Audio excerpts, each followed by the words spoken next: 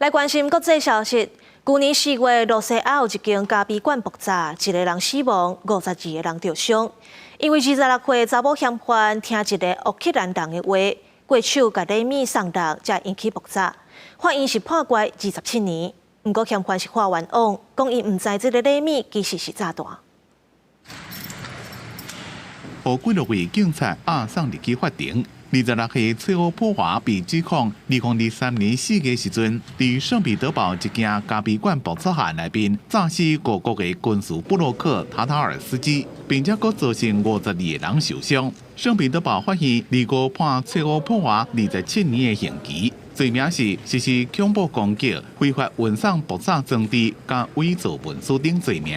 Приговорил Трепова к наказанию в виде 27 лет лишения свободы с отбыванием наказания в исправительной колонии общего режима, со штрафом в размере 600 тысяч рублей, а также с ограничением свободы сроком на 2 года, которое она будет отбывать после отбытия основного наказания. 蔡欧普华反对俄乌战争，伊讲是透过一位乌克兰记者甲塔塔尔斯基联络到，并且就由另外一位乌克兰查甫人指导得到伊的信任。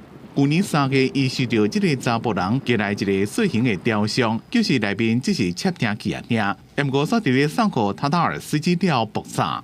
蔡欧普华伫咧法庭上对灾难性的后果表示痛苦加见笑。 伊的律师也讲，所有的罪行指控拢无根据。Наверное, это самый жестокий приговор в отношении женщины в России за всю историю современного правосудия. На мой взгляд, до этого не было никаких оснований, даже если гипотетически предположить, что Дарья виновна в том, в чем ее обвиняют. Я уже раньше сообщал, что те, кто на регулярной основе посещали эти процессы, у них у всех, на мой взгляд, как минимум закралось зерно сомнений в обоснованности вины Дарьи Треповой. 就伫蔡欧普华伫判刑进前，另外一位有争议的乌党分离主义前领导人吉尔金，是因为批评俄罗斯政府伫开战了的表现无能，无法度做决定。